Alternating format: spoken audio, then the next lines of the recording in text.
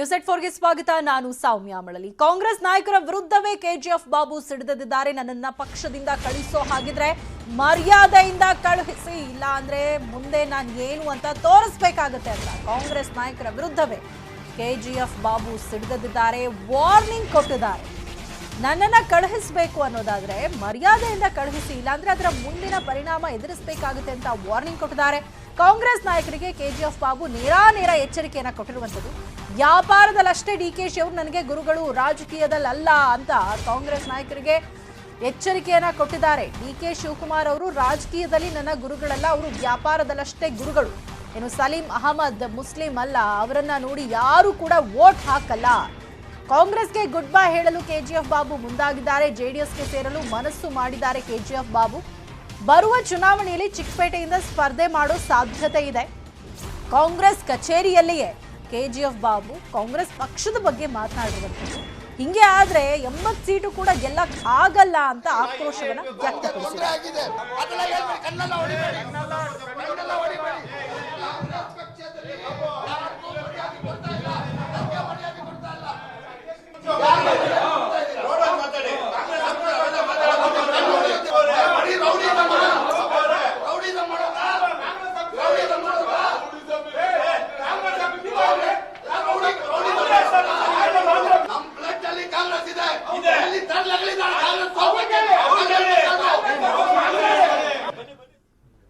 ಯಾವ ಪಕ್ಷ ಕರೀತದೆ ಆ ಪಕ್ಷಕ್ಕೆ ಹೋಗ್ತೀನಿ, MLA ಆಗೇ ಆಗ್ತೀನಿ. ಯಾವ್ದಾದ್ರು ಪಕ್ಷ ಇರಲಿ ಆ ಪಕ್ಷಕ್ಕೆ ಹೋಗ್ತೀನಿ. ಇಂಡಿಪೆಂಡೆಂಟ್ ಹೋಗಲ್ಲ, ಪಕ್ಷಕ್ಕೆ ಹೋಗ್ತೀನಿ. ನನ್ಗೆ ಕಾಂಗ್ರೆಸ್ ಇಂದ ಮೋಸ ಆಯ್ತಂದ್ರೆ ನಾನು ಕಾಂಗ್ರೆಸ್ಗೆ ಮೋಸ ನೊಂದಿದಲ್ಲ. ಇದೆಲ್ಲ ಏನು ಇದು ಡ್ರಾಮಾನ ಇಲ್ಲ ಏನಾಯ್ತು ಏನ್ರಿ ಸಾಹೇಬ್ರೆ? ಏನು ಬೇಜಾರು ಮಾಡ್ಕೋಬೇಡಿ. ಈ ಡ್ರಾಮಾ ಬರೀ 80 ಸೀಟು ಮೇಲೆ ಗೆಲ್ಲಲ್ಲ. ಈ ತಪ್ಪುಗಳು ಆಗ್ತಾ ಇರೋದ್ರಿಂದ 80 ಸೀಟ್ ಮೇಲೆ ಗೆಲ್ಲಲ್ಲ. 150 140 ಸೀಟ್ ಗೆಲ್ಬೇಕು ಅಂತ ಹೇಳಕ್ ಹೋಗಕ್ ಮುಂದೆ ಕಟ್ ಮಾಡಿ ಅಲ್ಲಿ ನನ್ ಸುರ್ಜಿವಾಲಾ ಅವ್ರಿಗೆ ಮನೋಹರ್ ಅವರು ನನಗೆ ಸಸ್ಪೆಂಡ್ ಮಾಡಬೇಕು ಅಂತ ಲೆಟರ್ ಹಾಕಿದ್ದಾರೆ. ನನ್ನ ಎಲ್ಲ ವಿಡಿಯೋ ನೋಡಿ. ಆದ್ರೆ ನಾನು ಕಾಂಗ್ರೆಸ್ ಪಕ್ಷಕ್ಕೆ ಪ್ರಾಣ ಕೊಡೋನು. ನನ್ನ ಅವಶ್ಯಕತೆ ಅವ್ರಿಗೆ ಇಲ್ಲ ಅಂದ್ರೆ ನಮಸ್ಕಾರ. ಅವ್ರಿಗೆ ಹೇಳಕ್ಕೆ ಮುಂದೆ ನಾನೇ ಪಾರ್ಟಿ ಬಿಟ್ಟು ಹೋಗ್ತೀನಿ. ಪ್ಲಾನ್ ಮಾಡಿ ನೀವು ನನಗೆ ಕಳಿಸ್ತಾ ಇದ್ದೀರಾ. RV ದೇವರಾಜ್ ಅವ್ರ ಪ್ಲಾನು ರೌಡಿಗಳನ್ನ ಬಿಟ್ಟರು, ಇನ್ಕಮ್ ಟ್ಯಾಕ್ಸ್ ರೇಟ್ ಮಾಡಿದ್ರು, CCP ರೇಟ್ ಮಾಡಿದ್ರು. ಸೀನಿಯಾರಿಟಿ ನೋಡಿ ಟಿಕೆಟ್ಗಳು ಕೊಟ್ರೆ ಆವಾಗಲೆಲ್ಲ ಹೇಳಿದ್ದು, ಈಗಲೂ 80 ಸೀಟ್ ಮೇಲೆ ಬರೋದಿಲ್ಲ. ನನಗೆ ಪಾರ್ಟಿಯಿಂದ ಕಿತ್ತಾದ್ರೆ ಕಿತ್ತಾಕಿ, ನನಗೆ ಏನು ಅದ್ರ ಬಗ್ಗೆ ಏನು ನೋವಿಲ್ಲ. ನನಗೆ ಕಾಂಗ್ರೆಸ್ ಪಾರ್ಟಿ ಬಿಟ್ಟರೆ ಬಹಳ ನೋವಾಗೆ ನಾನು ಕಾಂಗ್ರೆಸ್ ಪಾರ್ಟಿ ಬಿಡಬೇಕು. ನಾನೇನು ಕಾಂಗ್ರೆಸ್ ಬ್ಯಾನರ್ ಅಲ್ಲೇ ಹೋಗಿ ಗೆದ್ಕೊಂಡು ಬರಬೇಕು ಅಂತ ಏನಿಲ್ಲ. ನನ್ನ ಕೆಜಿಎಫ್ ಬಾಬು ಹೆಸರಲ್ಲಿ ನನ್ನ ಶಕ್ತಿಲಿ ನಾನು ಗೆದ್ಕೊಂಡು ಬರ್ತೀನಿ. ನನ್ನ ಕ್ಷೇತ್ರದ ಜನ ಅದೆಲ್ಲದ್ರ ಬಗ್ಗೆ ಹೆಚ್ಚಿನ ಡೀಟೇಲ್ಸ್ ಕೊಡ್ತಾರೆ ನಮ್ಮ ಪೊಲಿಟಿಕಲ್ ಬ್ಯೂರೋ ರಿಪೋರ್ಟರ್ ಕೃಷ್ಣ ನಮ್ಮ ಜೊತೆ ಲೈವ್ ಕನೆಕ್ಟೆಡ್ ಇದ್ದಾರೆ. ಕೃಷ್ಣ, ಕೆಜಿಎಫ್ ಬಾಬು ಕಾಂಗ್ರೆಸ್ ಕಚೇರಿಯಲ್ಲೇ ನಿಂತು ಈ ಪಕ್ಷ 80 ಸೀಟ್ ಕೂಡ ಗೆಲ್ಲೋದಕ್ಕೆ ಸಾಧ್ಯ ಇಲ್ಲ ಅಂತ ಆಕ್ರೋಶ ವ್ಯಕ್ತಪಡಿಸಿದ್ದಾರೆ. ಕಾಂಗ್ರೆಸ್ ನಾಯಕರ ವಿರುದ್ಧವೇ ಮಾತಾಡಿದ್ದಾರೆ. ಇಷ್ಟರ ಮಟ್ಟಿಗೆ ಅವ್ರು ಸಿಟ್ಟಾಗೋದಕ್ಕೆ ಏನ್ ಕಾರಣ?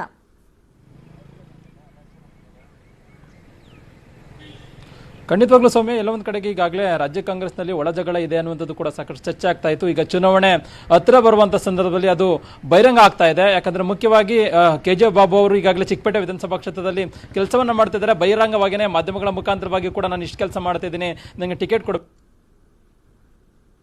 ನನಗೆ ನನ್ನ ಮಾತಿಗೆ ಬೆಲೆ ಇಲ್ಲ ಅನ್ನೋ ಕಾರಣಕ್ಕೋಸ್ಕರವಾಗಿ ಒಂದಷ್ಟು ಜನ ನಾಯಕರ ವಿರುದ್ಧವಾಗಿ ತಿರುಗಿ ಬಿದ್ದಿರುವಂತದ್ದು. ಮುಖ್ಯವಾಗಿ ಕೆಪಿಸಿಸಿ ಕಾರ್ಯಾಧ್ಯಕ್ಷ ಸಲೀಂ ಅಹಮದ್ ಆಗಿರ್ಬೋದು, ಮತ್ತೆ ಅಲ್ಲಿ ಬಿದ್ದಿರುವಂತದ್ದು ಮುಖ್ಯವಾಗಿ ಕೆಪಿಸಿಸಿ ಕಾರ್ಯಾಧ್ಯಕ್ಷ ಸಲೀಂ ಅಹಮದ್ ಆಗಿರ್ಬೋದು, ಮತ್ತೆ ಅಲ್ಲಿ ಪ್ರಮುಖವಾದಂತ ಅಂದ್ರೆ ರಾಜಾಜಿನಗರದ ಪ್ರಮುಖವಾದಂತಹ ನಾಯಕರಾಗಿರ್ತಕ್ಕಂಥ ಮನೋಹರ್ ವಿರುದ್ಧವಾಗಿ ಅಂದ್ರೆ RV ದೇವರಾಜ್ ಅವರು ಎಲ್ಲೊಂದ್ ಕಡೆ ಇವ್ರನ್ನ ಇಟ್ಕೊಂಡು ನನ್ನ ವಿರುದ್ಧವಾಗಿ ಒಂದು ರೀತಿಯ ಈ ರೀತಿಯಾದ ಕೆಲಸವನ್ನ ಮಾಡ್ತಿದ್ರೆ, ಹೀಗಾಗಿ ನನಗೆ ಮರ್ಯಾದೆ ಮುಖಾಂತರವಾಗಿ ಮರ್ಯಾದೆ ಕೊಟ್ಟು ನನ್ನ ಪಕ್ಷದಿಂದ ಉಚ್ಚಾಟನೆಯನ್ನ ಮಾಡಬೇಕು. ಆದ್ರೆ ಮರ್ಯಾದೆ ಕೊಡದೇನೆ ಏನಾದ್ರೂ ಪಕ್ಷದಿಂದ ಉಚ್ಚಾಟನೆ ಮಾಡಿದ್ರೆ ಬರುವಂತ ದಿನಗಳಲ್ಲಿ ಕಾಂಗ್ರೆಸ್ ಪಕ್ಷಕ್ಕೆ ಒಂದು ರೀತಿ ನಾನು ತಕ್ಕ ಪಾಠವನ್ನ ಕಲಿಸ್ತೇನೆ ಅನ್ನೋ ಒಂದು ಎಚ್ಚರಿಕೆಯ ಸಂದೇಶವನ್ನ ರವಾನೆಯನ್ನ ಮಾಡಿದ್ದಾರೆ. KJ ಬಾಬು ಅವರು ಸಹಜವಾಗಿಯೇ ಯಾರು ಅಂತಾನೆ ಗೊತ್ತಾಗಿರಲಿಲ್ಲ. ಆದ್ರೆ ಹಿಂದೆ MLC ಚುನಾವಣೆ ಆದಂತ ಸಂದರ್ಭದಲ್ಲಿ ಅವ್ರು ಯಾರು ಅಂತ ಗೊತ್ತಾಯಿತು. ಅದಾದ ನಂತರವಾಗಿ ಚಿಕ್ಕಪೇಟೆ ವಿಧಾನಸಭಾ ಕ್ಷೇತ್ರದಲ್ಲಿ ಕೆಲಸವನ್ನ ಮಾಡ್ತಾ ಇದ್ದಾರೆ. ಆದ್ರೆ ಈಗ RV ದೇವರಾಜ್ ಅವರು ಅವರಿಗೆ ಕೊಡಬಾರ್ದಂತ ಕಷ್ಟವನ್ನ ಕೊಡ್ತಾ ಇದ್ದಾರೆ ಅನ್ನೋ ಆರೋಪವನ್ನು ಕೂಡ ಈಗಾಗಲೇ KJ ಬಾಬು ಅವರು ಮಾಡ್ತಾ ಇದ್ದಾರೆ. ಹೀಗಾಗಿ ಬರುವಂತ ಚುನಾವಣೆಯಲ್ಲಿ ಎಲ್ಲೊಂದ್ ಕಡೆ ಕಾಂಗ್ರೆಸ್ ಪಕ್ಷವನ್ನ ತೊರೆದು ನಾನು JDS ಸೇರ್ತೇನೆ ಅನ್ನೋ ಮಾತನ್ನ ಪರೋಕ್ಷವಾಗಿ ಕೊಟ್ಟಿರುವಂತದ್ದು. ಇದು ಸಹಜವಾಗಿಯೇ ಒಂದು ರೀತಿ ರಾಜ್ಯ ಕಾಂಗ್ರೆಸ್ನಲ್ಲಿ ಒಂದು ರೀತಿ ಒಳಜಗಳಕ್ಕೆ ಅನ್ನೋ ಒಂದು ಆಪಾದನೆಗೂ ಕೂಡ ಇದು ಒಂದು ರೀತಿ ಸಾಕ್ಷಿ ಆಗ್ತಾ ಇರುವಂತದ್ದು. ಯಾಕಂದ್ರೆ ಈಗಾಗಲೇ ಚುನಾವಣೆ ಹೊತ್ತಿನಲ್ಲಿ ಕಾಂಗ್ರೆಸ್ ಬಣ ಒಂದ್ ಕಡೆಗೆ ಸಿದ್ದರಾಮಯ್ಯ ಬಣ, ಮತ್ತೊಂದ್ ಕಡೆ DK ಶಿವಕುಮಾರ್ ಬಣ ಅನ್ನೋ ಒಂದು ಕಚ್ಚಾಟಗಳು ದೊಡ್ಡ ಮಟ್ಟದಲ್ಲಿ ಏರ್ಪಡುತ್ತವೆ ಅನ್ನೋದು ಕೂಡ ಸಾಕಷ್ಟು ಚರ್ಚೆ ಆಗ್ತಾ ಇತ್ತು. ಅದಕ್ಕೆ ಪುಷ್ಟಿ ಕೊಡುವಂತೆ ಈಗ KJ ಬಾಬು ಅವರು ಈಗ ಮುಖ್ಯವಾಗಿ ಅಂದ್ರೆ ಕಾಂಗ್ರೆಸ್ ವಿರುದ್ಧವಾಗಿನೇ ತಿರುಗಿ ಬಿದ್ದಿರುವಂತದ್ದು. ಅಂದ್ರೆ ಭವಿಷ್ಯವನ್ನು ಕೂಡ ನುಡಿದಿದ್ದಾರೆ. ಬರುವಂತ ಚುನಾವಣೆಗಳಲ್ಲಿ ಕಾಂಗ್ರೆಸ್ 80 ಸ್ಥಾನಗಳನ್ನು ಕೂಡ ಗೆಲ್ಲೋದಿಲ್ಲ. ಅಂದ್ರೆ ಕಾರ್ಯಕರ್ತರು, ಬೆಂಬಲಿಗರು ಮತ್ತೆ ಪ್ರಮುಖವಾದಂತಹ ನಾಯಕರನ್ನ ಇಲ್ಲ ಒಂದ್ ಕಡೆ ಅವರು ನೋಡ್ಕೊಳ್ಳುವ ಒಂದು ಕೆಲಸವನ್ನ ಕಾಂಗ್ರೆಸ್ ನಾಯಕರು ಮಾಡ್ತಾ ಇಲ್ಲ.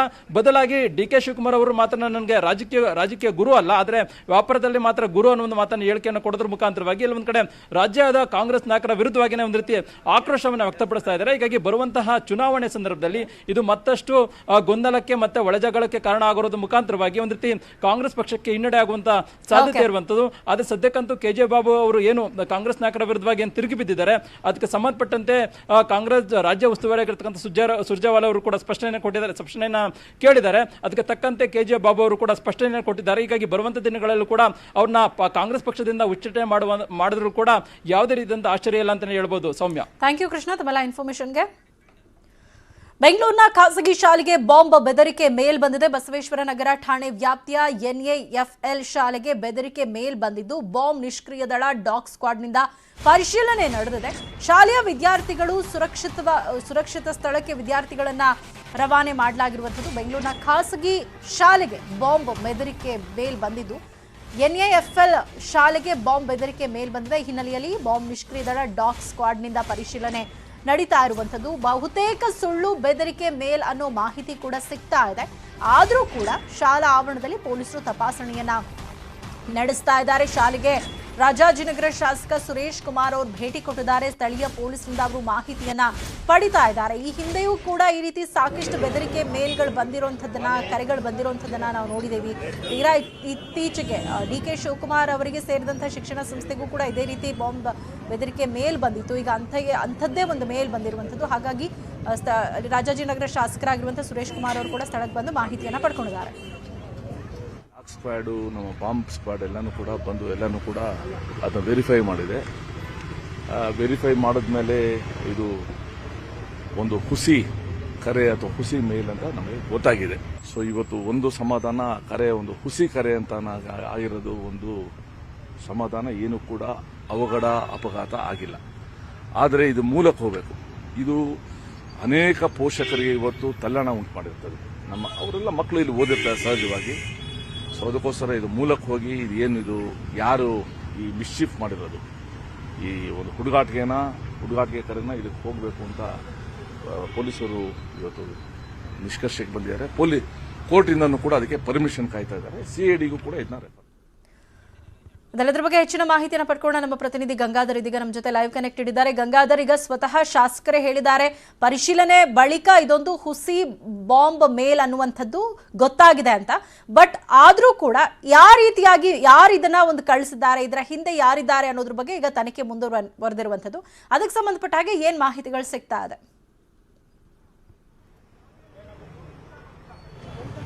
ಸೌಮ್ಯ, ಈಗ ಪ್ರಾಥಮಿಕವಾಗಿ ತನಿಖೆ ಮಾಡಿದಂತಹ ಸಂದರ್ಭದಲ್ಲಿ ಇದೊಂದು ಹುಸಿ ಬಾಂಬ್ ಕರೆ ಅನ್ನೋದ್ರ ಬಗ್ಗೆ ಸ್ಪಷ್ಟವಾಗಿ ಹಿರಿಯ ಪೊಲೀಸ್ ಅಧಿಕಾರಿಗಳು ಹೇಳಿದ್ದಾರೆ. ಜೊತೆಗೆ ಸ್ಥಳೀಯ ಶಾಸಕರು ಕೂಡ ಸುರೇಶ್ ಕುಮಾರ್ ಅವರು ಶಾಲೆಗೆ ಭೇಟಿ ಕೊಟ್ಟು ಅಲ್ಲಿ ಪೊಲೀಸರು ಮತ್ತೆ ಆಡಳಿತ ಮಂಡಳಿಯಿಂದಲೂ ಕೂಡ ಮಾಹಿತಿಯನ್ನು ಪಡ್ಕೊಂಡಿರುವಂತದ್ದು. ಇದು ರಾಕಿಮೋ ಎಂಬ ಒಂದು ID ಮೂಲಕವಾಗಿ ನಿನ್ನೆ ರಾತ್ರಿ 8:30 ಸುಮಾರಿಗೆ ಈ ಕಾಲೇಜಿನ ಅಂದ್ರೆ ಶಾಲೆಯ ಒಂದು ಮೇಲ್ಗೆ ಒಂದು ಮೇಲ್ ಮಾಡಿರುವಂತದ್ದು. ಅಂದ್ರೆ 4 ಜಿಲೆಟಿನ್ ಕಡ್ಡಿಗಳಿವೆ. ಆ ಜಿಲೆಟಿನ್ ಕಡ್ಡಿಗಳ ಮೂಲಕವಾಗಿ ನಾಳೆ ಮಧ್ಯಾಹ್ನ ಊಟದ ಸಮಯಕ್ಕೆ ನಾನು ಬ್ಲಾಸ್ಟ್ ಮಾಡ್ತೀನಿ ಅಂತೇಳಿ ಒಂದು ಮೆಸೇಜ್ ಮೇಲನ್ನ ಮಾಡಿರುವಂತದ್ದು. ಅದರಲ್ಲಿ ನಿಮ್ಮ ಪ್ರೀತಿಯ ವಿದ್ಯಾರ್ಥಿ ಅಂತ ಕೂಡ ಅದರಲ್ಲಿ ಆ ಉಲ್ಲೇಖವನ್ನ ಮಾಡಿರುವಂತದ್ದು. ಹೀಗಾಗಿ ಇದು ಒಂದು ಕಡೆ ಅಂದ್ರೆ ಶಾಲೆಯ ಯಾರೋ ವಿದ್ಯಾರ್ಥಿ ಮಾಡಿರಬಹುದು ಅಂತ ಕೂಡ ಅನುಮಾನ ಪಡೋಕ್ಕಾಗೋದಿಲ್ಲ, ಅಥವಾ ಬೇರೆ ಯಾರಾದ್ರೂ ಮಾಡಿರಬಹುದು ಅನ್ನೋದೇ ಎರಡು ಆಯಾಮದಲ್ಲಿ ಪೊಲೀಸರು ತನಿಖೆಯನ್ನ ಮಾಡ್ತಾ ಇದ್ದಾರೆ. ಇನ್ನೊಂದು ವಿಚಾರ ಏನಂದ್ರೆ, ಈಗ ಸದ್ಯ ಎಲ್ಲ ವಿದ್ಯಾರ್ಥಿಗಳನ್ನ ಇಲ್ಲಿಂದ ಶಾಲೆಯಿಂದ ಈಗೆಲ್ಲ ಪೋಷಕರು ಮಕ್ಕಳನ್ನ ಇಲ್ಲಿಂದ ಕರ್ಕೊಂಡು ಹೋಗಿರುವಂತದ್ದು. ಈಗ ಸದ್ಯ ಯಾರು ಮಕ್ಕಳು ಕೂಡ ಇನ್ನು ಸದ್ಯ ಈ ಒಂದು ಶಾಲೆಯಲ್ಲಿ ಇಲ್ಲ. ಕೇವಲ ಈಗ ಸದ್ಯ ಪೊಲೀಸರು ಬಂದು ಇಲ್ಲಿ ಮಾಹಿತಿಯನ್ನ ಪಡ್ಕೊಂಡು ಇಲ್ಲಿಂದ ಅವರು ಹೋಗಿದ್ದಾರೆ. ಆದ್ರೂ ಕೂಡ ಇವತ್ತು ಬೆಳಿಗ್ಗೆ ಅಂದ್ರೆ ನಿನ್ನೆ ರಾತ್ರಿ 8:30 ಸುಮಾರಿಗೆ ಒಂದು ಮೆಸೇಜ್ ಬಂದಿರುವಂತದ್ದು, ಅದನ್ನ ನೋಡ್ಕೊಂಡಿರುವಂತದ್ದು ಇವತ್ತು ಬೆಳಿಗ್ಗೆ 11:30 ಸುಮಾರಿಗೆ. ಆನಂತರ ಪೊಲೀಸರಿಗೆ ಮಾಹಿತಿಯನ್ನ ಕೊಡ್ತಾರೆ. ಕೂಡಲೇ ಪೊಲೀಸರು ಬಂದು ಮಕ್ಕಳನ್ನೆಲ್ಲ ಕೂಡ ಹೊರಗಡೆ ಕರ್ಕೊಂಡ್ ಬಂದು ಎಲ್ಲಾ ಕಡೆ ಪರಿಶೀಲನೆ ಮಾಡ್ತಾರೆ. ಒಂದು ಬಾಂಬ್ ಸ್ಕ್ವಾಡ್ ಆಗಿರ್ಬೋದು, ಮತ್ತೆ ಡಾಗ್ ಸ್ಕ್ವಾಡ್, ಸ್ಥಳೀಯ ಪೊಲೀಸರೆಲ್ಲ ಕೂಡ ಪರಿಶೀಲನೆ ಮಾಡಿದಂತಹ ಸಂದರ್ಭದಲ್ಲಿ ಮತ್ತೆ ಆ ಒಂದು IP ಅಡ್ರೆಸ್ ಏನಿದೆ, ಮೇಲಿಂದ ಕಳಿಸಿರುವಂತಹ IP ಅಡ್ರೆಸ್ ಏನಿದೆ, ಇದು ಏನೋ ಬೇರೆ ಫೇಕ್ ಕ್ರಿಯೇಟ್ ಮಾಡಿ ಮ್ಯಾನಿಪುಲೇಟ್ ಮಾಡಿ ಈ ಒಂದು IP ಅಡ್ರೆಸ್ ಅನ್ನ ಕಳಿಸಿರಬಹುದು ಅಂತೇಳಿ ಅನುಮಾನ ಕೂಡ ವ್ಯಕ್ತವಾಗ್ತಾ ಇರುವಂತದ್ದು. ಯಾಕಂದ್ರೆ ರಾಕಿಮೋ ಅಂತ ಒಂದು ಮೇಲ್ ID ಮೂಲಕವಾಗಿ ಮತ್ತೆ ಇವರ್ ಬೆಸ್ಟ್ ಅಂದ್ರೆ ಸ್ಟೂಡೆಂಟ್ ಅಂದ್ರೆ ನಿಮ್ಮ ಪ್ರೀತಿಯ ವಿದ್ಯಾರ್ಥಿ ಅನ್ನೋ ರೀತಿಯಲ್ಲಿ ಅವರು ಮೆಸೇಜ್ ಕಳಿಸಿರುವಂತದ್ದು. ಅದು ಆಫ್ಟರ್ ಲಂಚ್ ಅಂತೇಳಿ ಮಧ್ಯಾಹ್ನದ ಊಟದ ಸಮಯಕ್ಕೆ ನಾನು ಬ್ಲಾಸ್ಟ್ ಮಾಡ್ತೀನಿ ಅನ್ನೋ ನಿಟ್ಟಿನಲ್ಲಿ ಈ ತರ ಮೇಲ್ ಮಾಡಿರುವಂತದ್ದು. ಇವೆಲ್ಲ ಕೂಡ ಒಂದು ದಾರಿ ತಪ್ಪಿಸುವಂತದ್ದು. ಎಲ್ಲ ಒಂದ್ ಕಡೆ ಶಾಲೆಯ ವಿದ್ಯಾರ್ಥಿನ ಅನ್ನೋ ಎರಡೂ ಆಯಾಮದಲ್ಲಿ ಕೂಡ ಪೊಲೀಸರು ತನಿಖೆಯನ್ನ ಮಾಡ್ತಾ ಇದ್ದಾರೆ. ಆದ್ರೆ ಇದನ್ನು ಗಂಭೀರವಾಗಿ ತೆಗೆದುಕೊಂಡಿರುವಂತದ್ದು. ಈ ಒಂದು ವಿಚಾರವನ್ನ ಅಂದ್ರೆ ಪದೇ ಪದೇ ಬೆಂಗಳೂರಿನಲ್ಲಿ ಖಾಸಗಿ ಶಾಲೆಗಳಿಗೆ ಈ ರೀತಿಯ ಒಂದು ಮೇಲ್ ಅಂದ್ರೆ ಬೆದರಿಕೆ ಮೇಲ್ ಬರ್ತಾ ಇರುವಂತದ್ದು, ಬಾಂಬ್ ಇಟ್ಟಿದ್ದೀವಿ ಅನ್ನೋ ಮೇಲ್ ಬರ್ತಾ ಇರುವಂತದ್ದು, ಬೇರೆ IP ಅಡ್ರೆಸ್ ಗಳನ್ನ ಬಳಸಿ ಈ ತರ ಭಯ ಮೂಡಿಸುವಂತಹ ವಾತಾವರಣ ಕ್ರಿಯೇಟ್ ಮಾಡ್ತಾ ಇದ್ದಾರೆ. ಇದನ್ನ ಗಂಭೀರವಾಗಿ ತೆಗೆದುಕೊಂಡಿದ್ದಾರೆ. ಮತ್ತೆ ಸುರೇಶ್ ಕುಮಾರ್ ಅವರು ಕೂಡ ಇದನ್ನ CID ಗೆ ರೆಫರ್ ಮಾಡ್ತೀನಿ, ಅದಕ್ಕೆ ಮನವಿ ಮಾಡ್ತೀನಿ ಅನ್ನೋ ನಿಟ್ಟಿನಲ್ಲಿ ಕೂಡ ಹೇಳಿದ್ದಾರೆ. ಸದ್ಯ ಎಲ್ಲ ಪೋಷಕರಲ್ಲಿ ಏನು ಆತಂಕ ಇತ್ತು ಅವರು ಕೂಡ ನಿಟ್ಟುಸಿರನ್ನ ಬಿಟ್ಟಿದ್ದಾರೆ. 950 ವಿದ್ಯಾರ್ಥಿಗಳು ನರ್ಸರಿಯಿಂದ 12ನೇ ತರಗತಿವರೆಗೂ ಕೂಡ ಇಲ್ಲಿ ಒಂದು ಶಾಲಾ ತರಬೇತಿಗಳು ಇಲ್ಲಿ ನಡೆಯುವಂತದ್ದು. ಮತ್ತೆ ಅವರೆಲ್ಲ ಅಂದ್ರೆ ಯಾವುದೇ ರೀತಿ ಎಲ್ಲ ಒಂದು ಗೇಟ್ 2 ಗೇಟ್ಗಳಿದೆ. 2 ಗೇಟ್ಗಳಲ್ಲೂ ಕೂಡ ಯಾವುದೇ ಅಪರಿಚಿತ ವ್ಯಕ್ತಿಗಳು ಯಾರೇ ಬಂದ್ರು ಕೂಡ ಒಳಗಡೆ ಬಿಡೋದಿಲ್ಲ. ಆ ಶಾಲೆಯಲ್ಲಿ ಏನು ವಿದ್ಯಾರ್ಥಿಗಳ ಪೋಷಕರಿದ್ದಾರೆ ಅವರಿಗೆ ಮಾತ್ರ ಒಳಗಡೆ ಅಲೋ ಮಾಡುವಂತದ್ದು.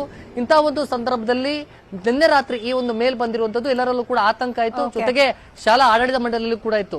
ಈಗ ಎಲ್ಲಾ ಪರಿಶೀಲನೆ ಮಾಡಿದ್ದಾರೆ. ಸದ್ಯ ಅವರೆಲ್ಲ ಕೂಡ ನಿಟ್ಟುಸಿರನ್ನ ಬಿಟ್ಟಿರುವಂತದ್ದು. ಈಗ ಸದ್ಯ ಈ ಒಂದು ಮೇಲ್ IP ಅಡ್ರೆಸ್ ಏನಿದೆ ಬಂದಿದೆ, IP ಅಡ್ರೆಸ್ ಟ್ರ್ಯಾಕ್ ಮಾಡ್ತಾ ಇದ್ದಾರೆ. ಯಾರು ಕಳಿಸಿದ್ದಾರೆ ಏನು ಅನ್ನೋದ್ರ ಬಗ್ಗೆ ಎರಡೂ ಆಯಾಮದಲ್ಲಿ ಕೂಡ ಆ ಒಂದು ತನಿಖೆಯನ್ನ ಮಾಡ್ತಾ ಇರುವಂತದ್ದು. ಸೌಮ್ಯ, ಥ್ಯಾಂಕ್ ಯು ಗಂಗಾಧರ್ ತಮ್ಮೆಲ್ಲ ಇನ್ಫಾರ್ಮೇಶನ್ಗೆ.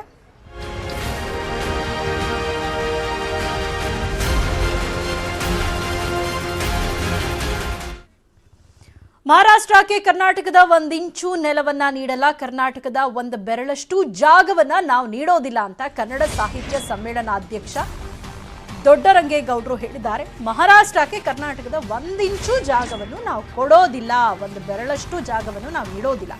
ಮರಾಠರು ಬೆಳಗಾವಿ ನಮ್ಮದು ಅಂತ ಹೇಳ್ತಾನೆ ಇರ್ತಾರೆ. ಈ ಸಮಸ್ಯೆ ಬಗೆಹರಿಯುವ ವ್ಯವಸ್ಥೆ ಆಗ್ತಾ ಇಲ್ಲ ಅಂತ ಬೇಸರಗೊಂಡಿದ್ದಾರೆ. ಕಾನೂನಾತ್ಮಕವಾಗಿ ಬೆಳಗಾವಿ ಸಮಸ್ಯೆಯನ್ನ ಬಗೆಹರಿಸಿಕೊಳ್ಳೋಣ. ಮರಾಠಿಗರು ಒಮ್ಮೆ ಮಹಾಜನ ವರದಿ ಓದಿ ಅಂತ ವಾಗ್ದಾಳಿಯನ್ನ ಮಾಡಿದ್ದಾರೆ. ಕನ್ನಡ ಶಾಲೆಗಳು ಮುಚ್ಚುವ ಕೆಲಸ ಆಗ್ತಾ ಇದೆ. ಪ್ರತಿ ಸಂಸದರು 3 ಶಾಲೆಗಳನ್ನ ದತ್ತು ಪಡ್ಕೊಳ್ಬೇಕು ಅಂತ ಸಲಹೆಯನ್ನ ಕೊಟ್ಟಿದ್ದಾರೆ.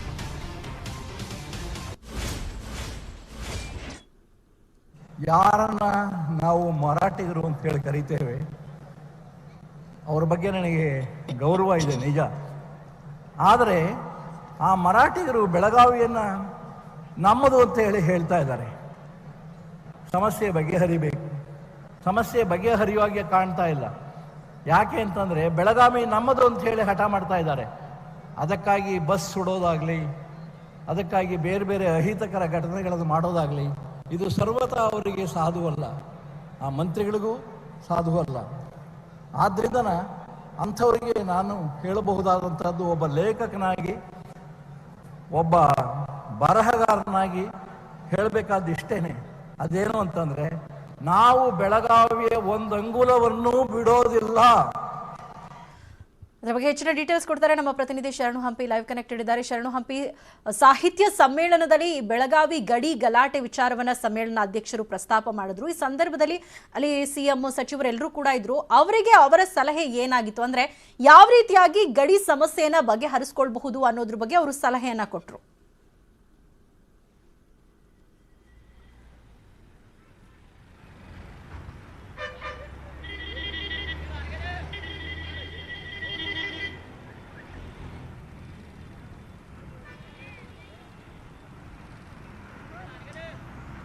ಓಕೆ, ಸಂಪರ್ಕ ಸಾಧ್ಯ ಆಗ್ತಾ ಇಲ್ಲ.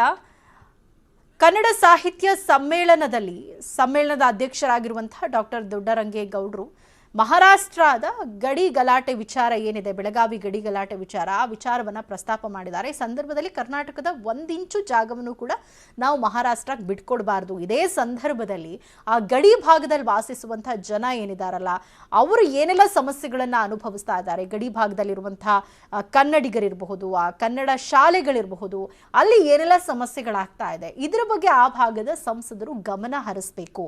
ಕಾನೂನಾತ್ಮಕವಾಗಿ ಸಮಸ್ಯೆಯನ್ನ ಬಗೆಹರಿಸಿಕೊಂಡಾಗ ಮಾತ್ರ ಈ ಒಂದು ಸಮಸ್ಯೆಗೆ ಪರಿಹಾರ ಸಿಗೋದಕ್ಕೆ ಸಾಧ್ಯ ಅಂತ ಹೇಳಿದ್ದಾರೆ. ಏನೋ ಕನ್ನಡ ಸಾಹಿತ್ಯ ಸಮ್ಮೇಳನದಲ್ಲಿ ಫುಡ್ ವಿತರಣೆಯ ಸ್ಥಳದಿಂದ ನಮ್ಮ ಪ್ರತಿನಿಧಿ ಶರಣು ಹಂಪಿ ಪ್ರತ್ಯಕ್ಷ ವರದಿಯನ್ನ ಕೊಟ್ಟಿದ್ದಾರೆ, ಬನ್ನಿ ನೋಡೋಣ. 86ನೇ ಅಖಿಲ ಭಾರತ ಕನ್ನಡ ಸಾಹಿತ್ಯ ಸಮ್ಮೇಳನಕ್ಕೆ ಲಕ್ಷಾಂತರ ಕನ್ನಡ ಮನಸ್ಸುಗಳು ಬರ್ತಾ ಇದ್ದಾವೆ. ಏಲಕ್ಕಿ ನಾಡು ಹಾವೇರಿಗೆ ಬಂದಂತ ಕನ್ನಡಿಗರಿಗೆ, ಕನ್ನಡ ಮನಸ್ಸುಗಳಿಗೆ ಉಣಬಡಿಸಲು ವಿವಿಧ ಖಾದ್ಯಗಳು ಎಲ್ಲವನ್ನು ಕೂಡ ತಯಾರಿ ಕಳೆದ 1 ವಾರದಿಂದ ಭರಪೂರಾಗಿ ನಡೀತಾ ಇದೆ. ಇವತ್ತು ಬೆಳಗ್ಗೆ ಬಂದಂತ ಕನ್ನಡಿಗರಿಗೆ, ಕನ್ನಡ ಮನಸ್ಸುಗಳಿಗೆ ಉಪ್ಪಿಟ್ಟು ಕೇಸರಿ ಬಾತನ್ನ ಸೌದಿದ್ದಾರೆ. ಸೊ ಇವತ್ತು ಮಧ್ಯಾಹ್ನಕ್ಕೆ ಏನೇನು ಮೆನು ಇದೆ ಮತ್ತು ಏನೇನು ಬಂದಂತ ಕನ್ನಡಿಗರಿಗೆ ಏನ್ ಬಡಿಸ್ತಾರೆ ಅಂದ್ರೆ ನಾವು ತೋರಿಸ್ತಾ ಹೋಗ್ತಾ ಇದೀವಿ. ಶೇಂಗಾ ಹೋಳಿಗೆ ಇದೆ, ಈಗ ಇಲ್ಲಿ ಕಾಣಿಸ್ತಾ ಇರೋದು ನಿಮಗೆ ಬದನೆಕಾಯಿ ಪಲ್ಯ, ಚಪಾತಿನೂ ಕೂಡ ಇರುತ್ತೆ, ಇದರ ಜೊತೆಗೆ ಕಟಕ್ ರೊಟ್ಟಿ ಇರುತ್ತೆ. ನಿಮಗೆ ಇದರ ವಿಶೇಷ ಅಂದ್ರೆ ಹಾವೇರಿ ಸುತ್ತಮುತ್ತಲಿರುವಂತಹ ಹಳ್ಳಿಗಳಿಗೆ ಮಠದ ಮೂಲಕನೂ ಕೂಡ 1 ಲಕ್ಷಕ್ಕೂ ಹೆಚ್ಚು ಈ ರೀತಿ ಕಟಕ್ ರೊಟ್ಟಿಗಳು ಕೊಟ್ಟಿದ್ದಾರೆ. ದಾಸೋಹದ ರೀತಿಯಾಗಿ, ಜಾತ್ರೆ ರೀತಿಯಾಗಿ, ಕನ್ನಡಮ್ಮನ ಜಾತ್ರೆಯಾಗಿ ಪರಿಣಮಿಸ್ತಾ ಇರೋದು. ಇನ್ನು ಮುಂಭಾಗದಲ್ಲಿ ನಿಮಗೆ ಶೇಂಗಾ ಹೋಳಿಗೆನೂ ಕೂಡ ಕಂಡು ಬರ್ತಾ ಇದೆ. ಇವತ್ತು ಮಧ್ಯಾಹ್ನದ ಮೆನು ಹೇಳ್ತಾ ಇರೋದು. ಇದರ ಜೊತೆಗೆ ಮೊಸರು, ಶೇಂಗಾ ಚಟ್ನಿ, ಅನ್ನ, ಸಾಂಬಾರ್, ಉಪ್ಪಿನಕಾಯಿ, ಹೀಗೆ ಪ್ರತಿಯೊಂದು ಕೂಡ ರೆಡಿ ಆಗ್ತಾ ಇದೆ.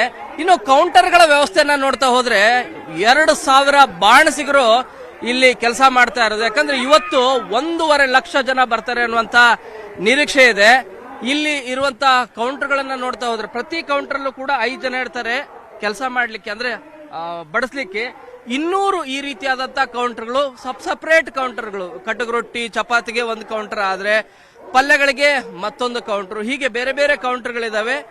ಎಲ್ಲರೂ ಕೂಡ ಬಂದಂತವರಿಗೆ, ಯಾಕಂದ್ರೆ ಬಿಸಿಲು ಜಾಸ್ತಿ ಆಗೋದ್ರಿಂದ ಶಾಮಿಯಾನದ ವ್ಯವಸ್ಥೆನೂ ಕೂಡ ಮಾಡಿದ್ದಾರೆ. ಬಂದಂತ ಮನಸ್ಸುಗಳಿಂದವೆ, ಅದರಲ್ಲೂ ಕೂಡ ಕನ್ನಡದ ಪ್ರೀತಿಯ ಮನಸ್ಸುಗಳಿಂದವೆ.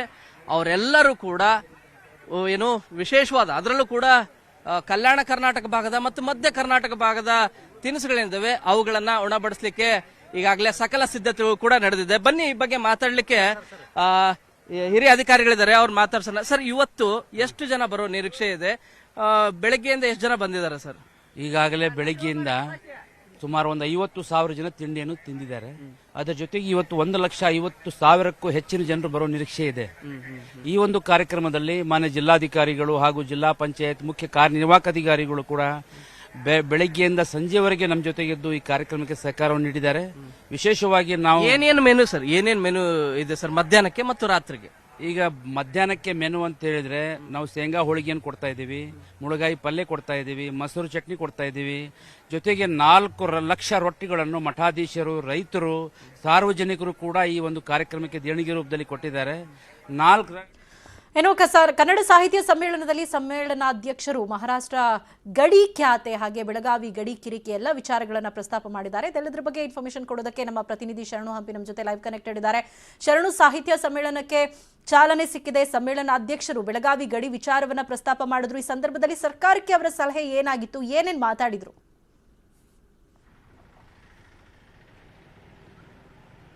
ಸೌಮ್ಯ, ಪ್ರಮುಖವಾಗಿ ಚರ್ಚೆ ಆಗಿದ್ದು ಯಾಕಂದ್ರೆ 86ನೇ ಅಖಿಲ ಭಾರತ ಕನ್ನಡ ಸಾಹಿತ್ಯ ಸಮ್ಮೇಳನದಲ್ಲಿ, ಅದರಲ್ಲೂ ಕೂಡ ಉದ್ಘಾಟನಾ ಭಾಷಣದಲ್ಲಿ ಸಮ್ಮೇಳನಾಧ್ಯಕ್ಷ ಕವಿ ಡಾಕ್ಟರ್ ದೊಡ್ಡ ರಂಗೇಗೌಡರು ಮುಖ್ಯಮಂತ್ರಿಗಳ ಮುಂಭಾಗದಲ್ಲಿ, ಮಾಜಿ ಮುಖ್ಯಮಂತ್ರಿಗಳ ಮುಂಭಾಗ, ಸಚಿವರ ಮುಂಭಾಗದಲ್ಲಿ, ಸಾಕಷ್ಟು ಲಕ್ಷಾಂತರ ಜನರ ಮುಂಭಾಗದಲ್ಲಿ ಗಡಿ ವಿವಾದದ ಬಗ್ಗೆ ಆದಷ್ಟು ಬೇಗ ಬಗೆಹರಿಸಿ ಅನ್ನುವಂತಹ ಆಗ್ರಹವನ್ನ ವ್ಯಕ್ತಪಡಿಸಿದ್ರು. ಅದರಲ್ಲೂ ಕೂಡ ಪ್ರಮುಖವಾಗಿ ಹೇಳಿರೋದು ಬೆಳಗಾವಿ ನಮ್ದು ಅಂತ ಹೇಳಿ ಮಹಾರಾಷ್ಟ್ರ ಸರ್ಕಾರ ಪದೇ ಪದೇ ಖ್ಯಾತೆ ತೆಗಿತಾ ಇದೆ. ಆದ್ರೆ ನಿಜವಾಗ್ಲೂ ಕೂಡ ಒಂದೇ 1 ಇಂಚು ಜಾಗನೂ ಕೂಡ ಅದು ಕರ್ನಾಟಕಕ್ಕೆ ಸೇರಿದ್ದು, 1 ಇಂಚು ಜಾಗವನ್ನು ಕೂಡ ನಾವು ಮಹಾರಾಷ್ಟ್ರಕ್ಕೆ ಕೊಡೋದಿಲ್ಲ. ಈ ಬಗ್ಗೆ ಬೇಕಾದ್ರೆ ಸಾಹಿತಿಗಳು ಮತ್ತು ಗಣ್ಯರು ಯಾರ್ಯಾರಿದ್ದಾರೆ ಅವರೆಲ್ಲರೂ ಕೂಡ ನಿಯೋಗವನ್ನ ಕರೆದುಕೊಂಡು ಹೋಗಿ ನಾವು ಬರಲು ತಯಾರಿದ್ದೇವೆ, ದೆಹಲಿ ಕರ್ಕೊಂಡು ಹೋದ್ರೆ ನಾವು ಕೂಡ ನಿಮ್ಮ ಜೊತೆಗೆ ಬರ್ತೇವೆ. ಪದೇ ಪದೇ ಈ ರೀತಿಯಾಗಿ ಗಡಿ ವಿವಾದ ಆಗೋದು ಸರಿಯಲ್ಲ. ನಿಜವಾಗ್ಲೂ ಕೂಡ ಸಾರ್ವಭೌಮತೆಯ ಪ್ರಶ್ನೆನೂ ಕೂಡ ಆಗತ್ತೆ. ನಿಮಗೆ ಸಾಂವಿಧಾನಿಕವಾಗಿ ತಿಕ್ಕಾಟ ಇದ್ರೆ, ಆ ರೀತಿ ಏನಾದರೂ ತೊಂದರೆಗಳೇ ಇದ್ರೆ ನಿಜವಾಗ್ಲೂ ಕೂಡ ನೀವು ಸರ್ಕಾರಕ್ಕೆ, ಕೇಂದ್ರ ಸರ್ಕಾರಕ್ಕೆ ಹೋಗಿ ಮನವಿಯನ್ನ ಮಾಡ್ಕೋಬಹುದು ಮತ್ತು ಕಾನೂನು ರೀತಿಯಲ್ಲಿ ಹೋರಾಟ ಮಾಡಬಹುದು. ಮಹಾಜನ್ ವರದಿ ಏನ್ ಕೊಟ್ಟಿದೆ ಅನ್ನೋದು ಎಲ್ರಿಗೂ ಕೂಡ ಗೊತ್ತಿದೆ. ಸ್ಪಷ್ಟವಾಗಿ ಹೇಳಿದೆ ಬೆಳಗಾವಿ ಯಾರದ್ದು ಅಂತ ಹೇಳಿ. ಬೆಳಗಾವಿ ಕರ್ನಾಟಕದ್ದೇ, ಮಹಾರಾಷ್ಟ್ರಕ್ಕೆ ಕೊಡುವಂತ ಮಾತೇ ಬರೋದಿಲ್ಲ. ಅದನ್ನ ಪ್ರತಿಯೊಬ್ಬರು ಕೂಡ ಮನೆಗೆ ಹೋಗಿ ಓದ್ಕೊಳ್ಳಿ. ಅಲ್ಲಿರುವಂತ ಮರಾಠಿಗರೇನಿದ್ದಾರೆ, ಮಹಾರಾಷ್ಟ್ರ ಸರ್ಕಾರದ ಪ್ರತಿನಿಧಿಗಳೇನಿದ್ದಾರೆ, ಅವರೆಲ್ಲರೂ ಕೂಡ ಮಹಾಜನ್ ವರದಿ ಏನ್ ಹೇಳುತ್ತೆ ಅನ್ನೋದನ್ನ ದಯಮಾಡಿ ಒಂದ್ಸರಿ ಓದ್ಕೊಂಡ್ರೆ ನಿಜವಾಗ್ಲೂ ಕೂಡ ಗೊತ್ತಾಗತ್ತೆ. ಕನ್ನಡದಲ್ಲಿ, ಕರ್ನಾಟಕದಲ್ಲಿ ಕನ್ನಡಿಗನೇ ಸಾರ್ವಭೌಮ. ಇಲ್ಲಿರುವಂತ ಒಂದೇ ಒಂದು ಇಂಚು ಜಾಗನೂ ಕೂಡ ಅನ್ಯ ಭಾಷಿಕರಿಗೆ, ಅದರಲ್ಲೂ ಕೂಡ ಮರಾಠಿಗರಿಗೆ ಕೊಡ್ಲಿಕ್ಕೆ ಸಾಧ್ಯನೇ ಇಲ್ಲ. ಆ ರೀತಿಯಾದಂತ ಒತ್ತಡಗಳೇನಾದ್ರೂ ಬಂದ್ರೆ ನಿಯೋಗ ಹೋಗ್ಲಿಕ್ಕೂ ಕೂಡ ನಾವು ರೆಡಿ ಇದೀವಿ, ನೀವು ನಮ್ಮನ್ನ ಕರ್ಕೊಂಡು ಹೋಗಿ ಅನ್ನುವಂತ ಅಭಿಪ್ರಾಯವನ್ನು ವ್ಯಕ್ತಪಡಿಸಿದ್ರು. ಅದು ಉದ್ಘಾಟನಾ ಭಾಷಣದಲ್ಲೇ ಈ ರೀತಿಯಾದಂತಹ ಆಗ್ರಹವನ್ನು ವ್ಯಕ್ತಪಡಿಸಿದ್ದಾರೆ. ಇನ್ನು ನಾಳೆ ಮತ್ತು ನಾಡಿದ್ದು 2 ದಿನನೂ ಕೂಡ ಕಾರ್ಯದಲ್ಲಿ ಏನು ತೆಗೆದುಕೊಳ್ಳುವಂತ ನಿರ್ಣಯಗಳೇನಿದ್ದಾವೆ ರಾಜ್ಯ ಸರ್ಕಾರದಲ್ಲಿ, ಅದರಲ್ಲೂ ಕೂಡ ಗಡಿ ಭಾಗದಲ್ಲಿ ಆಗ್ತಿರುವಂತ ಕನ್ನಡ ಭಾಷಿಕರ ಮೇಲೆ ಆಗ್ತಿರುವಂತ ಅನ್ಯಾಯ ಏನಿದೆ ಇದರ ವಿರುದ್ಧನೂ ಕೂಡ ಮತ್ತು ಈ ಬಗ್ಗೆ ಪ್ರೊಟೆಕ್ಟ್ ಮಾಡ್ಲಿಕ್ಕೂ ಕೂಡ, ರಕ್ಷಣೆ ಮಾಡ್ಲಿಕ್ಕೂ ಕೂಡ ಮುಂದಾಗಬೇಕು ಅಂತೇಳಿ ಆಗ್ರಹವನ್ನ ವ್ಯಕ್ತಪಡಿಸೋ ಸಾಧ್ಯತೆ ಇದೆ. ಸೌಮ್ಯ, ಥ್ಯಾಂಕ್ ಯು ಶರಣು ತಮ್ಮೆಲ್ಲ ಇನ್ಫಾರ್ಮೇಶನ್ಗೆ. ಸುದ್ದಿ ಮುಂದುವರಿದೆ, ಚಿಕ್ಕ ಬ್ರೇಕ್. Welcome back. ಉಡುಪಿಯಲ್ಲಿ ಕಾಂಗ್ರೆಸ್ ಮುಖಂಡನ ಮಗನನ್ನ ಎನ್ಐಎ ವಶಕ್ಕೆ ಪಡೆದಿದೆ. ಎನ್ಐಎ ವಶದಲ್ಲಿದ್ದಾನೆ ರಿಶಾನ್, ಕೈ ಮುಖಂಡನ ಮಗ. ಈತ ಕಾಂಗ್ರೆಸ್ ಮುಖಂಡ ತಾಜುದ್ದೀನ್ ಶೇಖ್ನ ಮಗ ರಿಶಾನ್. ಈತನನ್ನ ಇದೀಗ ಎನ್ಐಎ ವಶಕ್ಕೆ ಪಡ್ಕೊಂಡಿರುವಂಥದ್ದು. ಬ್ರಹ್ಮಾವರ ಬ್ಲಾಕ್ ಕಾಂಗ್ರೆಸ್ನ ಕಾರ್ಯದರ್ಶಿ ತಾಜುದ್ದೀನ್, ಈತನ ಮಗ ರಿಶಾನ್ ಅನ್ನ ಇದೀಗ ಎನ್ಐಎ ವಶಕ್ಕೆ ಪಡ್ಕೊಂಡಿದೆ. ಈತ ಕಾಂಗ್ರೆಸ್ನ ಮುಖಂಡರಾಗಿದ್ದಂತಹ ತಾಜುದ್ದೀನ್ ಶೇಖ್ನ ಮಗ. ಸಿದ್ದರಾಮಯ್ಯ ಹಾಗೆ ಡಿಕೆಶಿ ಜೊತೆಗೂ ಕೂಡ ಈ ತಾಜುದ್ದೀನ್ ಉತ್ತಮ ಬಾಂಧವ್ಯವನ್ನ ಇಟ್ಕೊಂಡಿದ್ದು, ಕಾಂಗ್ರೆಸ್ನ ಚಟುವಟಿಕೆಗಳಲ್ಲೂ ಕೂಡ ತಾಜುದ್ದೀನ್ ಸಕ್ರಿಯರಾಗಿದ್ದಾರೆ. ಶಂಕಿತ ಉಗ್ರ ಮಾಜ್ ಮುನೀರ್ ಗೆಳೆಯ ಈ ರಿಶಾನ್. ಮಂಗಳೂರಿನಲ್ಲಿ ಇಂಜಿನಿಯರಿಂಗ್ ಕಲಿತಾ ಇದ್ದ ರಿಶಾನ್ ಶಾರಿಕ್ ಮಾಜ್ ಮುನೀರ್ ಸಂಪರ್ಕದಲ್ಲಿ ಇರೋ ಹಿನ್ನೆಲೆಯಲ್ಲಿ ಆತನನ್ನ ಎನ್ಐಎ ಅಧಿಕಾರಿಗಳು ಈಗ ವಶಕ್ಕೆ ಪಡ್ಕೊಂಡಿದ್ದಾರೆ. ನಿನ್ನೆ ಮಂಗಳೂರಲ್ಲಿ ಎನ್ಐಎ ಅಧಿಕಾರಿಗಳು ಆತನನ್ನ ವಶಕ್ಕೆ ಪಡ್ಕೊಂಡು ವಿಚಾರಣೆಯನ್ನ ನಡೆಸ್ತಾ ಇರುವಂಥದ್ದು. ಮಂಗಳೂರಲ್ಲಿ ಕುಕ್ಕರ್ ಬಾಂಬ್ ಸ್ಫೋಟ ಪ್ರಕರಣಕ್ಕೆ ಸಂಬಂಧಪಟ್ಟ ಹಾಗೆ ಎನ್ಐಎ ಅಧಿಕಾರಿಗಳು ತನಿಖೆಯನ್ನ ಮುಂದುವರೆಸಿದ್ದು, ಈ ಪ್ರಕರಣದಲ್ಲಿ ಮಾಹಿತಿಯನ್ನ ಕಲೆ ಹಾಕ್ತಾ ಹೋದ ಹಾಗೆ ಈ ತಾಜುದ್ದೀನ್ ಶೇಖ್ನ ಮಗ ರಿಜಾನ್ ಕೂಡ ಈ ಶಂಕಿತ ಉಗ್ರರ ಜೊತೆ ಇದ್ದಾನೆ ಅನ್ನುವ ಕಾರಣಕ್ಕಾಗಿ ಆತನನ್ನ ಈಗ ವಶಕ್ಕೆ ಪಡ್ಕೊಂಡು ವಿಚಾರಣೆ ಮಾಡ್ತಿದ್ದಾರೆ. ರಿಶಾನ್ ಅವರು ನಮ್ಮ ಉಡುಪಿಯ ಬ್ರಹ್ಮಾವರ ಬ್ಲಾಕ್ ಕಾಂಗ್ರೆಸ್ನ ಮುಖಂಡರಾದಂಥ ಅದರ ಪ್ರಧಾನ ಕಾರ್ಯದರ್ಶಿಯಾದಂಥ ತಾಜುದ್ದೀನ್ ಶೇಖ್ ಅವರ ಮಗ. ಈಗಾಗಲೇ ಅವನ ಬಂಧನ ಆಗಿದೆ, ತನಿಖೆ ಆಗ್ತಾ ಇದೆ ಮತ್ತು ಬಹಳ ಆತಂಕಕರವಾದಂಥ ವಿಷಯಗಳು ಅದರಲ್ಲಿ ಹೊರಹೊಮ್ಮುತ್ತಾರೆ. ನಾವು ಎನ್ಐಎಯನ್ನು ಸರ್ಕಾರವನ್ನು ಆಗ್ರಹಿಸುವಂಥ ಇದನ್ನು ತನಿಖೆಯನ್ನು ಇನ್ನೂ ತೀವ್ರಗೊಳಿಸಿ ಈ ಭಾಗದಲ್ಲಿ, ಕರಾವಳಿ ಭಾಗದಲ್ಲಿ ಇನ್ನಷ್ಟು ಇಂಥ ವ್ಯಕ್ತಿಗಳು ಅಲ್ಲಲ್ಲಿ ನಿಗೂಢ ರೀತಿಯಲ್ಲಿ ಕಾರ್ಯಾಚರಣೆ ಮಾಡುವಂಥ ಸಂಶಯಗಳು ಇವತ್ತು ಇದೆ. ಇದನ್ನು ನಾವು ಹಲವಾರು ವರ್ಷಗಳಿಂದ ಹೇಳಿದ್ದೇವೆ. ಇದು ಹಿಜಾಬ್ ಕೇಸ್ ಆದಾಗಲೂ ನಾನು ಹೇಳಿದ್ದೇನೆ, ಇದು ಕರಾವಳಿಯ ಭಾಗದಲ್ಲಿ ಆತಂಕ ಇದೆ ಅಂತ ಹೇಳುವಂಥದ್ದು. ಹಾಗಾಗಿ ಒಂದೊಂದು ಕೇಸ್ಗಳಾದಾಗ, ಈಗ ಮೊನ್ನೆ ಪ್ರೆಷರ್ ಕುಕ್ಕರ್ನ ಕೇಸ್ ಆದದ್ದರಿಂದ ಅದನ್ನು ಹಿಡ್ಕೊಂಡು ಹೋದಾಗ ಇಲ್ಲಿ ಸಿಕ್ಕಿತು. ಆದರೆ ಇದನ್ನು ಸಮಗ್ರವಾಗಿ ನೋಡಿದರೆ ಇಂಥ ಹಲವಾರು ಹೊರಗೆ ಬರುವಂಥ ಚಾನ್ಸಸ್ ಇದೆ. ಸ್ಯಾಂಟ್ರೋ ರವಿ ಕುರಿತ ಮತ್ತಷ್ಟು ಸ್ಫೋಟಕ ಮಾಹಿತಿ ಬಹಿರಂಗ ಆಗಿದೆ. ಹೆಂಡತಿಯ ಮೇಲೆಯೇ ಆತ ದೌರ್ಜನ್ಯ ಎಸಗಿದಂತೆ ಸ್ಯಾಂಟ್ರೋ ರವಿ ವಿರುದ್ಧ ಸಂತ್ರಸ್ತೆ ಸ್ಫೋಟಕ ಹೇಳಿಕೆಯನ್ನ ಕೊಟ್ಟಿರುವಂಥದ್ದು. ಮುಂಚೆ ಅತ್ಯಾಚಾರ ಮಾಡಿ ನಂತರ ನನ್ನನ್ನು ಮದುವೆಯಾದ 2009ರಲ್ಲಿ ಕೆಲಸಕ್ಕೆ ಸೇರಿಸಿಕೊಂಡು ಅತ್ಯಾಚಾರ ಮಾಡಿದ್ದ ಅಂತ ಸಂತ್ರಸ್ತೆ ಸ್ಯಾಂಟ್ರೋ ರವಿ ವಿರುದ್ಧ ಸ್ಫೋಟಕ ಹೇಳಿಕೆಗಳನ್ನ ಕೊಟ್ಟಿದ್ದಾರೆ. ಮದುವೆಯಾದ ನಂತರ ದೈಹಿಕ ಕಿರುಕುಳ ಹೆಚ್ಚಾಯಿತು ಅನ್ನೋ ಆರೋಪವನ್ನ ಕೂಡ ಈತನ ವಿರುದ್ಧ ಮಾಡಿರುವಂಥದ್ದು. ಬೇರೆಯವರ ಜೊತೆ ಸಹಕರಿಸುವಂತೆ ಆತ ಹೇಳ್ತಾ ಇದ್ದ. ಕೊನೆಗೆ ಸಹಿಸಲಾರದೆ ನಾನು ಆತನಿಂದ ಹೊರಗೆ ಬಂದೆ, ಅದನ್ನ ಕೇಳದಿದ್ದಾಗ ಇಲ್ಲದ ಕೇಸ್ ಹಾಕಿ ಜೈಲಿಗೆ ಕಳುಹಿಸಿದ್ದ. ಆತ ಈಗಾಗಲೇ ಮದುವೆ ಆಗಿದ್ದ ಎನ್ನುವ ವಿಚಾರ ನವೆಂಬರ್ ತಿಂಗಳಲ್ಲಿ ಗೊತ್ತಾಯಿತು ಅಂತ ಸ್ಫೋಟಕ ಮಾಹಿತಿಯನ್ನ ಬಿಚ್ಚಿಟ್ಟಿದ್ದಾರೆ ಸಂತ್ರಸ್ತ ಯುವತಿ. ಮಂಜುನಾಥ್ KS ಅಲಿಯಾ ಸ್ಯಾಂಟ್ರೋ ರವಿ ಅಂತ ತಿಳಿದು ಬಂದಿದ್ದು ನನಗೆ ಇವಾಗ. ನಮ್ಮದು 2019ರಲ್ಲೇ ಮದುವೆ ಆಗಿತ್ತು. ಅಲ್ಲಿಂದ ಇಲ್ಲಿ ತನಕ ಕೂಡ ಒಂದು ದೌರ್ಜನ್ಯನ ಎಲ್ಲ ಸಹಿಸ್ಕೊಂಡೆ, ಮಾನಸಿಕ ಕಿರುಕುಳ, ಜಾತಿನಿಂದನೆಲ್ಲ ಸಹಿಸ್ಕೊಂಡೆ. ಇವಾಗ ನೋಡಿದ್ರೆ ನನ್ನ ಮೇಲೆ ಸುಳ್ಳು ಕ್ರಿಮಿನಲ್ ಮೊಕದ್ದಮೆನ ಹೂಡಿದ್ದಾನೆ. ಇದರಿಂದ ನಾನು ಅವನು ಅಷ್ಟು ಚಿತ್ರಹಿಂಸೆ ಕೊಟ್ಟರು ಕೂಡ ಮದುವೆ ಆದಮೇಲೆ ಸಹಿಸ್ಕೊಂಡಿದ್ದೆ. ಇವಾಗ ನೋಡಿದ್ರೆ ಕ್ರಿಮಿನಲ್ ಕೇಸ್ ಬೇರೆ ಹಾಕಿದ್ದಾನೆ. ಅದಾದಮೇಲೆ ನಿನ್ನನ್ನು ಪರ್ಮನೆಂಟ್ ಆಗಿ ಜೈಲಲ್ಲಿ ಇರಿಸ್ತೀನಿ ಅಂತ ಬೇರೆ ಧಮಕಿ ಹಾಕಿದ್ದಾನೆ. ಆದ್ದರಿಂದ ನನಗೆ ಇದರಿಂದ ತುಂಬ ವಿಚಲಿತಲಾಗಿ ನಾನು ವಿಜಯನಗರ ಪೊಲೀಸ್ ಠಾಣೆಯಲ್ಲಿ ಕೇಸ್ನ ದೂರು ದಾಖಲು ಮಾಡಿದ್ದೀನಿ, FIR ದಾಖಲು ಮಾಡಿದ್ದೀನಿ. Manjunath KS alias Santro Ravi ಅಂತ ತಿಳಿದು ಬಂದಿದ್ದು ನನಗೆ ಇವಾಗ. ನಮ್ಮದು 2019ರಲ್ಲೇ ಮದುವೆ ಆಗಿತ್ತು. ಅಲ್ಲಿಂದ ಇಲ್ಲಿ ತನಕ ಕೂಡ ಒಂದು ದೌರ್ಜನ್ಯನ ಎಲ್ಲ ಸಹಿಸ್ಕೊಂಡೆ, ಮಾನಸಿಕ ಕಿರುಕುಳ, ಜಾತಿ ನಿಂದನೆಲ್ಲ ಸಹಿಸ್ಕೊಂಡೆ. ಇವಾಗ ನೋಡಿದ್ರೆ ನನ್ನ ಮೇಲೆ ಸುಳ್ಳು ಕ್ರಿಮಿನಲ್ ಮೊಕದ್ದಮೆನ ಹೂಡಿದ್ದಾನೆ. ಆದ್ದರಿಂದ ಜನವರಿ 8ಕ್ಕೆ ರಾಕಿಂಗ್ ಸ್ಟಾರ್ ಯಶ್ ಬರ್ತ್ಡೇ ಹುಟ್ಟುಹಬ್ಬದ ಹಿನ್ನೆಲೆಯಲ್ಲಿ ಫ್ಯಾಮಿಲಿ ಜೊತೆ ಯಶ್ ದುಬೈಗೆ ಹಾರಿದ್ದಾರೆ. ನೆನೆಯಷ್ಟೇ ಅಭಿಮಾನಿಗಳ ಜೊತೆ ಜನ್ಮದಿನ ಆಚರಣೆ ಇಲ್ಲ ಅಂತ ಯಶ್ ಹೇಳಿದ್ರು. ಈಗ ದುಬೈಗೆ ಹೋಗೋಕೆ ಮುನ್ನ ಅಭಿಮಾನಿಗಳನ್ನ ಯಶ್ ಭೇಟಿ ಮಾಡಿದ್ದಾರೆ.